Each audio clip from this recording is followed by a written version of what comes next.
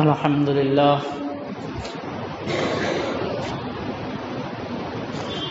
لله نحمده ونستعينه ونستغفره ونؤمن به ونتوكل عليه ونعوذ بالله من شرور أنفسنا ومن سيئات أعمالنا من يهد الله فلا مضل له ومن يضلله فلا هادي له ونشهد أن لا إله إلا الله وحده لا شريك له ونشهد أن سيدنا ومولانا محمدا عبده ورسوله أرسله إلى كافة للناس بشيرا ونذيرا وداعيا إلى الله بإذنه وسراجا منيرا أما بعد فأعوذ بالله من الشيطان الرجيم ولا تهنوا ولا تحزنوا وأنتم الأعلون إن كنتم مؤمنين وقال تعالى يا أيها الذين آمنوا إن تنصروا الله ينصركم ويثبت أقدامكم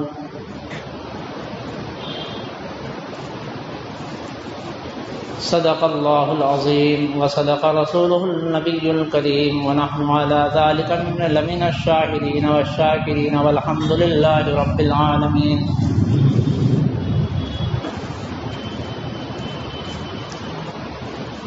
محترم دوستو بزرگوں،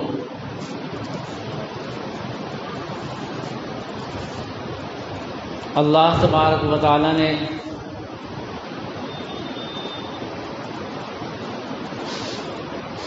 دنیا کا نظام چلانے کے لیے کچھ قوانین بنائے.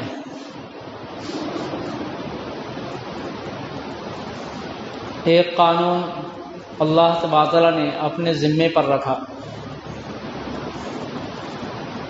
اور ایک قانون اللہ تبارک و تعالی نے بندوں کے حوالے فرمایا.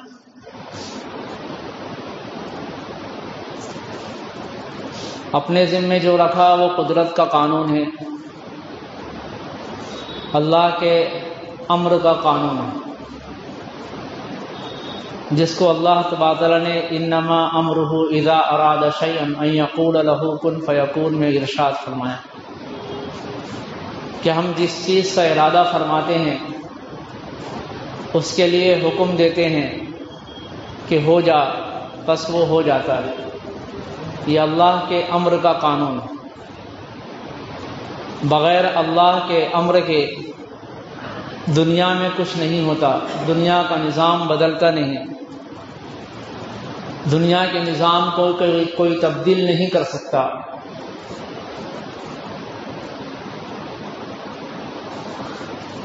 ایک پتا بھی درخت سے زمین پر گرتا ہے، وہ بھی اللہ کے حکم سے گرتا ہے، وہ بھی اللہ کے علم میں ہے. بڑے بڑے پتھروں میں، پہاڑوں میں، پتھروں کے اندر اللہ تبارک تعالیٰ مخلوق کو پیدا فرماتے ہیں اور وہاں بھی اس کو پالتے ہیں. اس کو ہم نہیں جانتے، اللہ تبارک تعالیٰ کے علم میں ہے. اللہ تبارک تعالیٰ ہر چیز سے باخبر ہے، وہ علیم ہے، خبیر ہے، یہ اس کی قدرت ہے. اور ایک قانون اللہ تبارک تعالیٰ نے اپنے بندوں کے لیے دنیا کے اندر بھیجا اور بندوں کو اختیار دیا، فمن شاء فلیؤمن ومن شاء فلیکفر، کہ اگر وہ چاہیں تو ایمان لے آئیں، مومن بن جائیں، اور وہ چاہے تو کافر بن جائیں.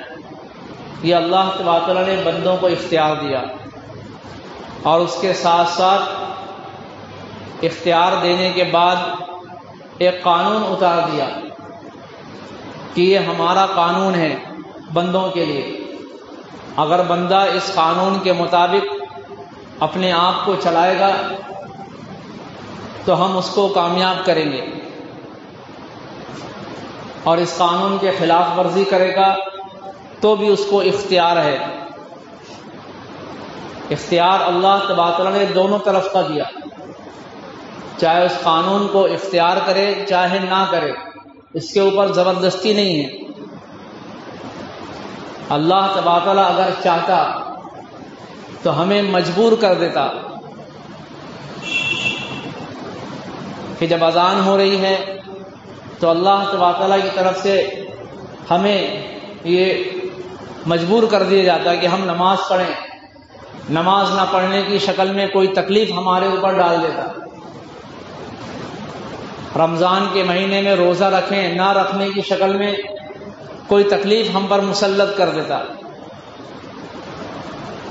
زکوٰۃ نہ ادا کرنے کی صورت میں کوئی تکلیف ہم پر مسلط کر دیتا، اور اعلان کر دیا جاتا کہ اگر تم نماز نہیں پڑھو گے تو تم کو یہ تکلیف دی جائے گی، روزہ نہیں رکھو گے یہ تکلیف دی جائے گی، زکوٰۃ ادا نہیں کرو گے، اللہ کے حکم پر عمل نہیں کرو گے، تمہیں یہ ساری تکلیف پہنچائی جائے گی۔ اور وہ تکلیف پہنچتی، لیکن اللہ تبارک و تعالیٰ نے ایسا نہیں کیا، احکامات جاری کر دیے اور بندوں کو اختیار دے دیا۔ الذی خلق الموت والحیات لیبلوکم ایکم احسن عملا، کہ ہم نے موت اور زندگی اس لیے بنائی تاکہ ہم یہ دیکھیں کہ کون اچھے عمل کرتا ہے۔ اچھے عمل کا بھی اختیار دے دیا، برے عمل کا بھی اختیار دے دیا۔ تو اللہ تبارک تعالیٰ کا دو طرح سے نظام ہے، دو قانون ہیں۔ ایک قانون اللہ تبارک تعالیٰ نے اپنے اوپر رکھا، جس کو چاہے عزت دے، جس کو چاہے ذلیل کرے، سورج کے نظام کو چلائے، چاند کے نظام کو چلائے، زمین کے نظام کو چلائے، ہوا کے نظام کو چلائے۔ یہ قانون اللہ تبارک نے اپنے اوپر رکھا۔ اگر ہم چاہیں زمین میں زلزلہ لا دے، کوئی اس کو روک نہیں سکتا۔ ہم چاہیں سورج کو گرہن لگا دے، چاند کو گرہن لگا دے، چاند کو نکلنے سے، سورج کو نکلنے سے روک دے، اس کے اوپر کسی کا قانون نہیں چلتا، اس پر صرف اللہ کا قانون، اللہ کی قدرت کا قانون چلتا ہے۔ لیکن اللہ تبارک تعالیٰ نے بندوں کے لیے جو قانون دنیا کے اندر بھیجا قرآن کی شکل میں، اور اس کو سمجھانے کے لیے اللہ تبارک تعالیٰ نے اپنے رسولوں کو بھیجا۔ جتنی کتابیں اللہ تبارک تعالیٰ نے نازل فرمائیں، صرف کتابیں دے کر کے نہیں چھوڑ دیا کہ یہ کتاب ہے، یہ تمہارے لیے رہنمائی ہے، اس کو پڑھو اور اس پر عمل کرو، بلکہ اللہ تبارک تعالیٰ نے کتابوں کے ساتھ رسول بھیجا، اس لیے کہ سمجھانا، کتاب کو کھول کر بتانا، یہ رسول کا کام ہے۔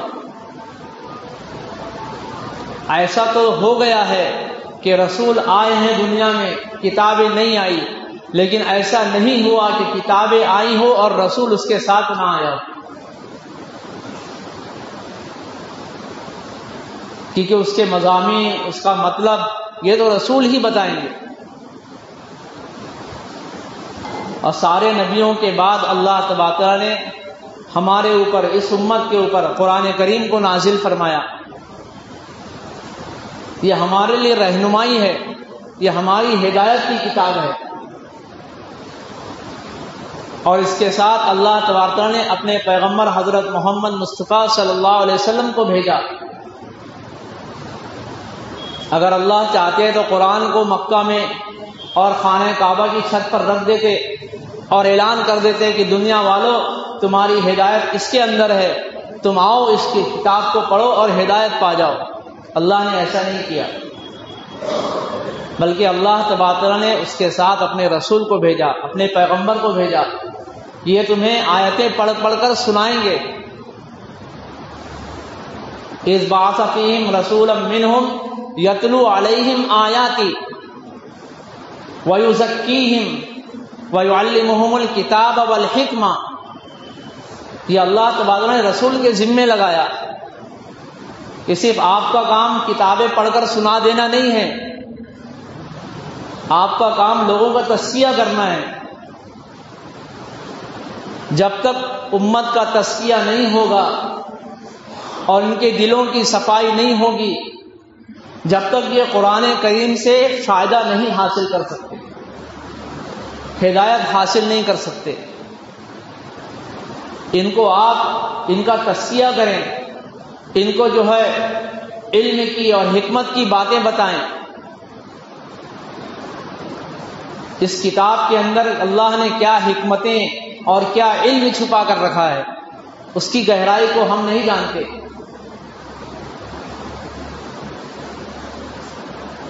اللہ تبارک نے رسولوں کے ذریعے رسولوں پر وحی بھیج کر قرآن کے معنی اور مطالب لوگوں کو بتائے کہ اس قرآن سے اللہ تبارک کیا چاہتے ہیں، کس طریقے سے اللہ کا قرب حاصل کیا جائے، کس طریقے سے اللہ کے قریب ہوا جائے، اللہ کی عبادت کس طریقے سے کی جائے،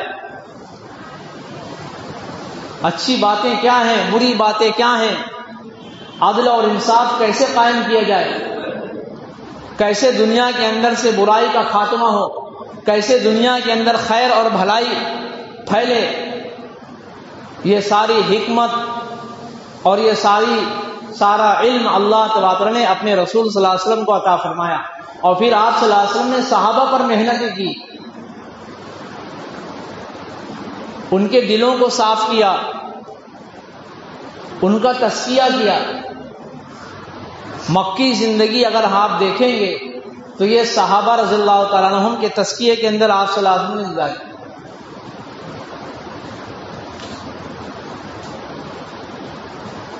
قربانیاں، ستایا جانا، ریتیلی زمین پر گھسیٹا جانا، اور جو ہے ان کے سینوں پر بھاری چٹان کا رکھنا، یہ سب آفتیں اور مصیبتیں صحابہ رضی اللہ تعالیٰ عنہ پر آئیں، اور آپ صلی اللہ علیہ وسلم نے ان کو خندہ پیشانی سے برداشت کرنے کا مشورہ دیا، اس کو برداشت کرو، یہ تزکیہ ہو رہا ہے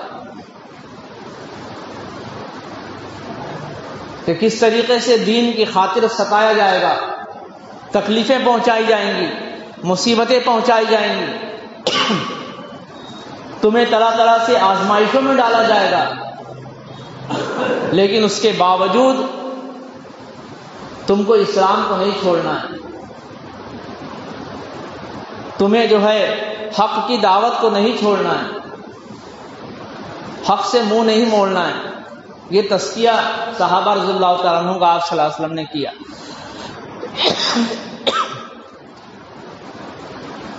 تو یہ ذمہ داری تھی آپ صلی اللہ علیہ وسلم کی کہ صحابہ رضی اللہ تعالیٰ عنہم تک ان کا تزکیہ کرنا، ان کو علم و حکمت کی باتیں بتانا۔ جب تزکیہ ہو گیا، اب جو آیتیں قرآن کی نازل ہوتی گئی صحابہ رضی اللہ تعالیٰ عنہم کے سینے میں پیوست ہوتی گئی اور اس کے اوپر عمل ظاہر ہوتا گیا۔ جیسے جیسے تزکیے کے مطابق جب جب آیتیں نازل ہوئی ویسے ویسے صحابہ رضی اللہ تعالیٰ عنہم نے اس کو قبول کیا اور اس پر عمل کرنا شروع کیا۔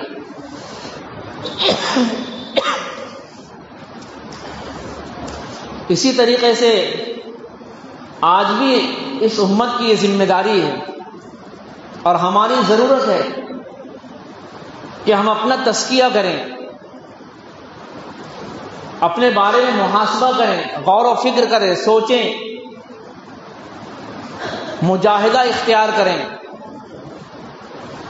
اپنا وقت اس کے لیے لگائیں، قربانی دیں تاکہ ہمارا تزکیہ ہو، اور جب تزکیہ ہوگا اس کے بعد اللہ تبارک و تعالیٰ اس قرآن کی ایک ایک آیتیں ہمارے سامنے کھولیں گے۔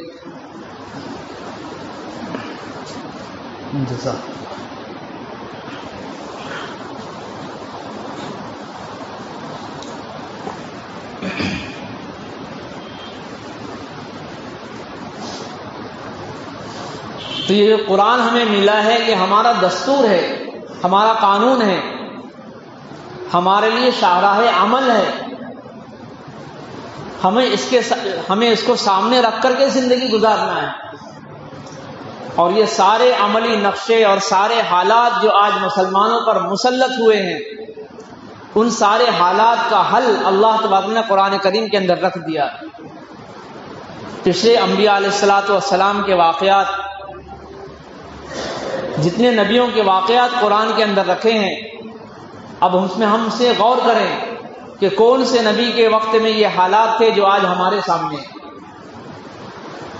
اب اس کا حل ہمیں اس نبی کے واقعات کے اندر، اس نبی کے حالات کے اندر، ان کی زندگی کے اندر، اس قرآن کے اندر ہمیں ملے گا، اس سے رہنمائی ہم حاصل کریں۔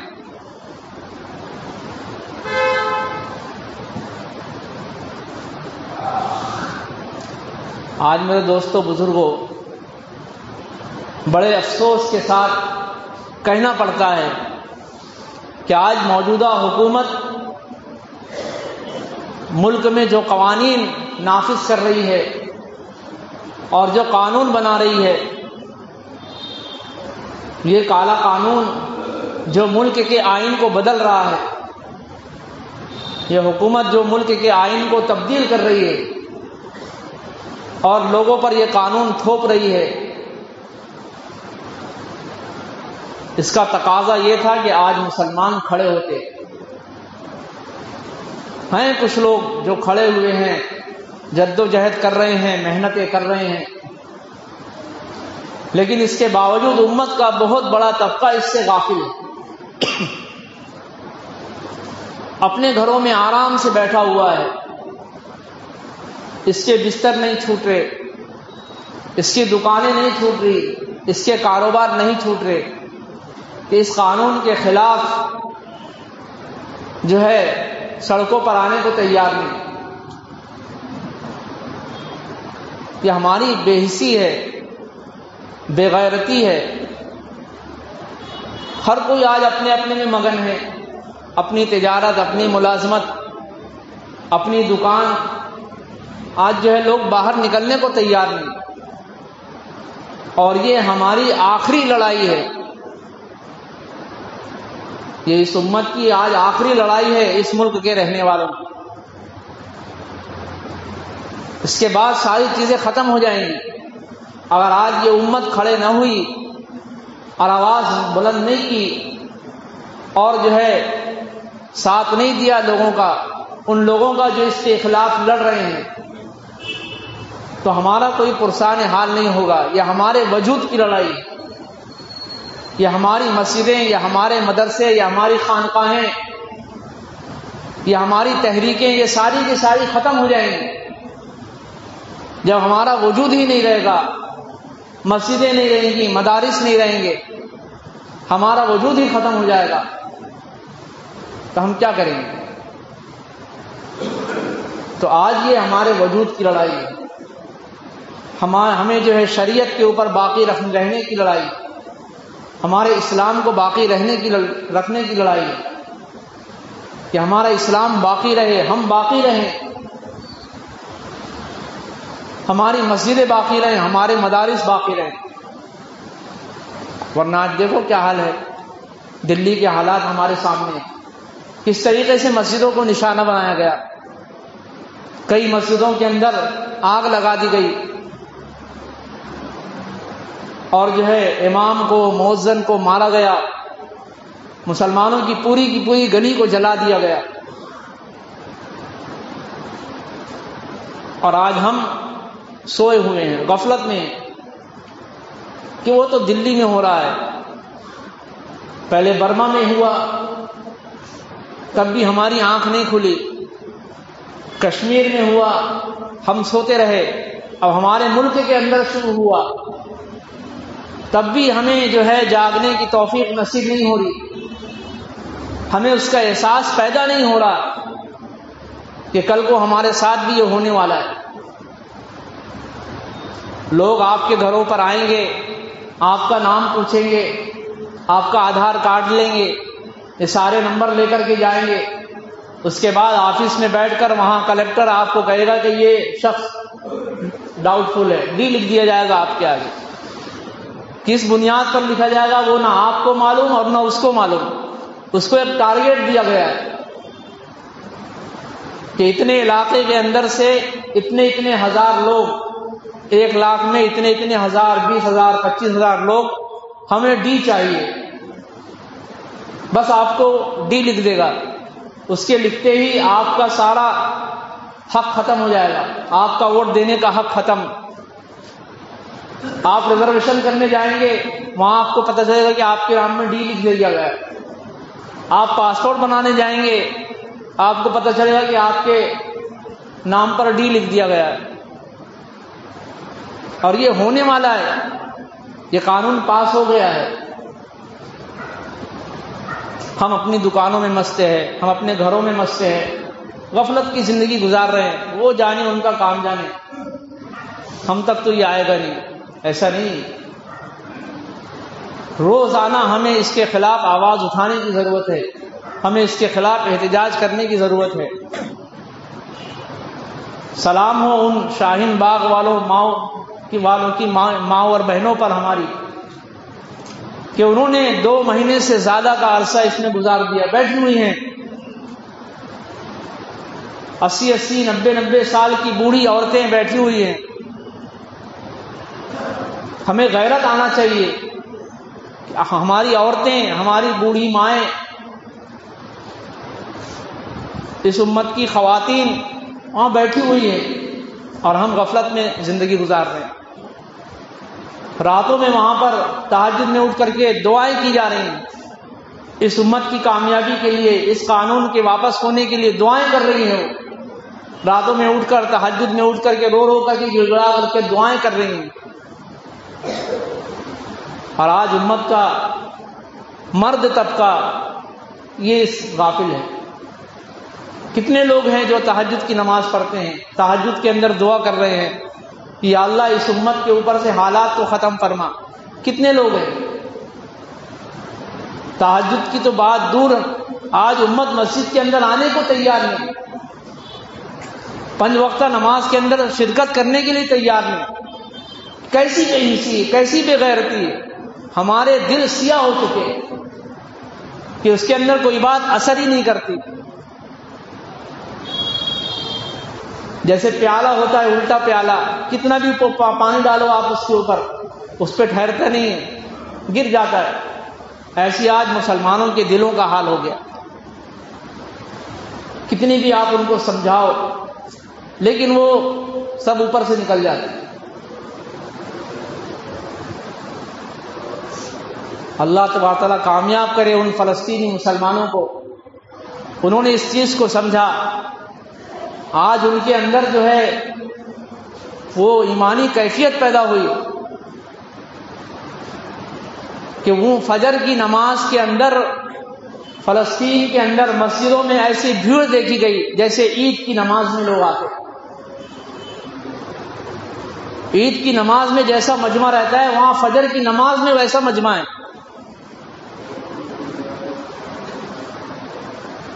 یہ مسلمانوں کو سمجھ میں آ گیا، لیکن آج ہمارے ہندوستانی مسلمانوں کو یہ چیز سمجھ میں نہیں آ رہی کہ حالات کا حل اللہ کی طرف پلٹنے میں ہے، اللہ کے سامنے جھکنے میں ہے، اللہ سے مدد مانگنے میں ہے، اللہ تبارک و تعالیٰ سے اپنے تعلقات کو صحیح کرنے میں ہے۔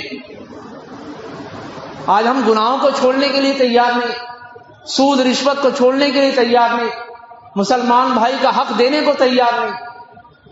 کتنے لوگ ہیں جو مسجد میں آتے ہیں، جو نہیں آتے، اور جو مسجد میں آتے بھی ہیں، جو نمازی بھی ہیں، بڑی معذرت کے ساتھ کہتا ہوں کہ ان کے حقوق باقی ہیں، قرض دار ہیں لوگوں کے، قرضہ دینے کے لیے تیار نہیں۔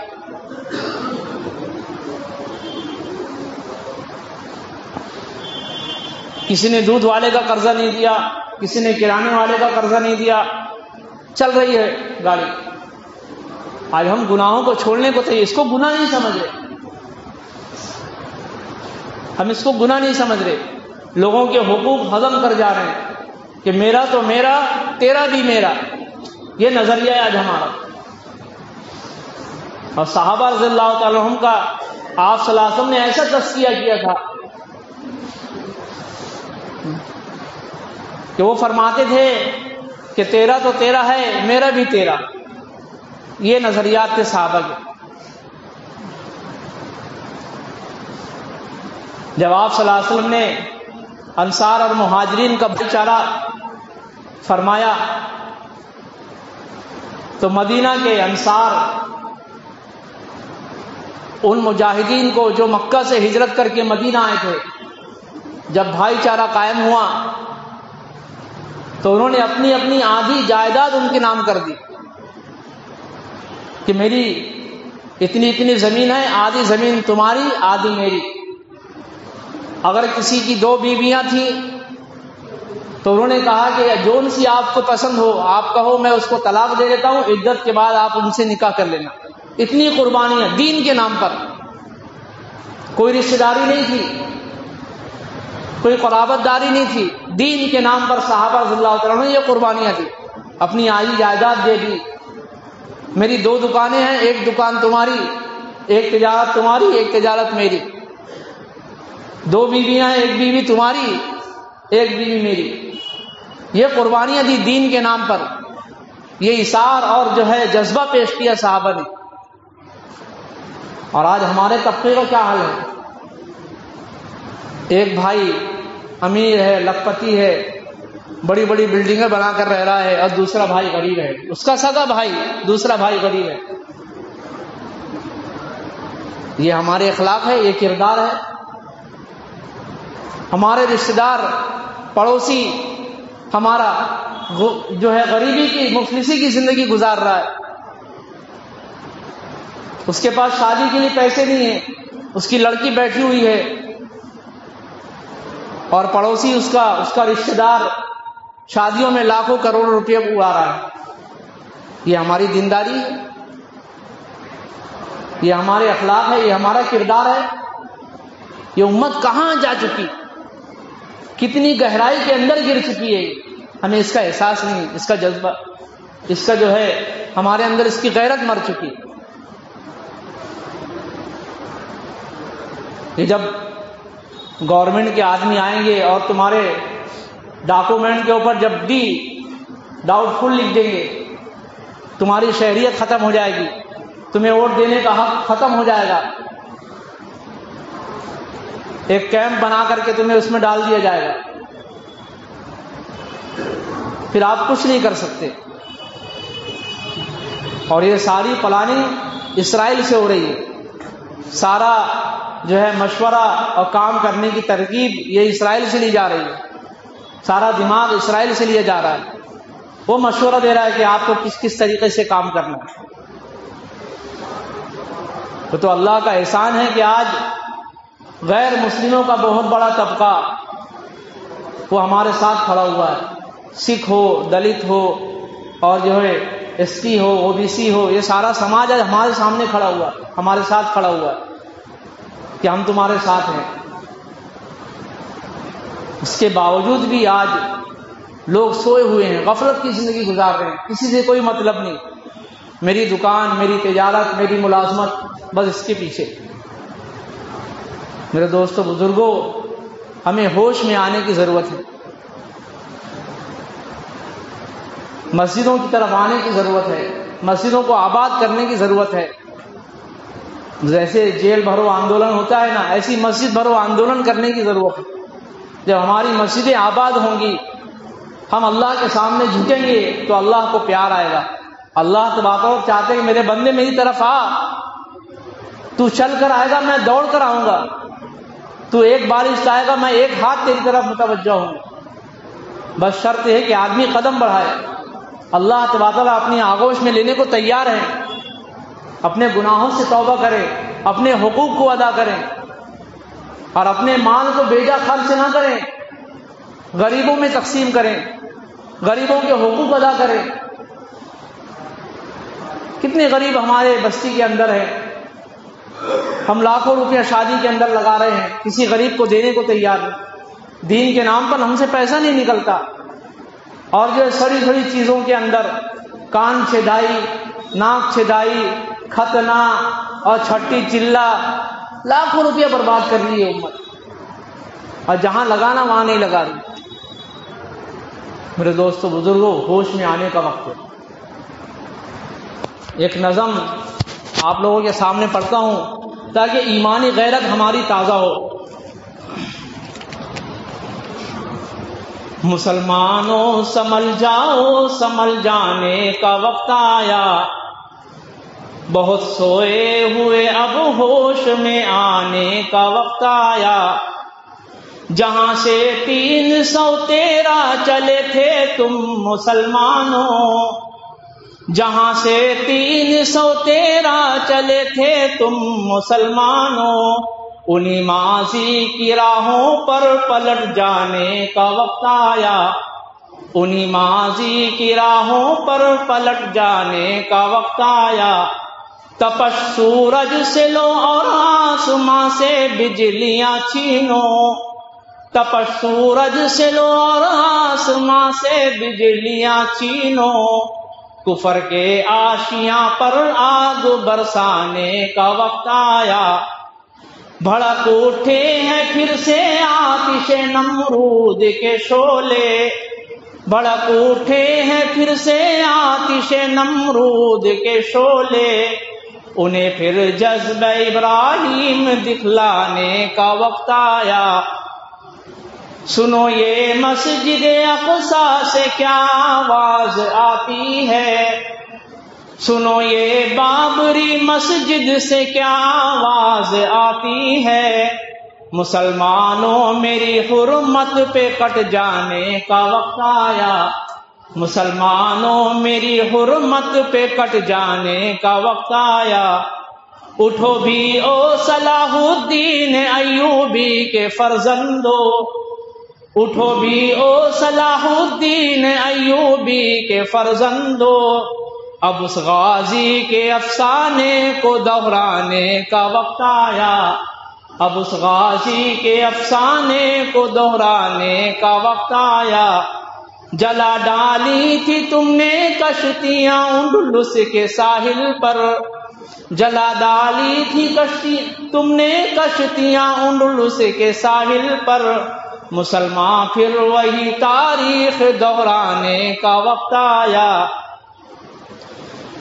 جوانان وطن اٹھو کفن بردوش ہو جاؤ، جوانان وطن اٹھو کفن بردوش ہو جاؤ، جہاد فی سبیل اللہ کر جانے کا وقت آیا، جہاد فی سبیل اللہ کر جانے کا وقت آیا، اللہ تعالی ہمارے اندر وہ جذبات پیدا کرے، آمین، وآخر دعوانا الحمدللہ رب العالمین۔ سنتیں پڑھیں۔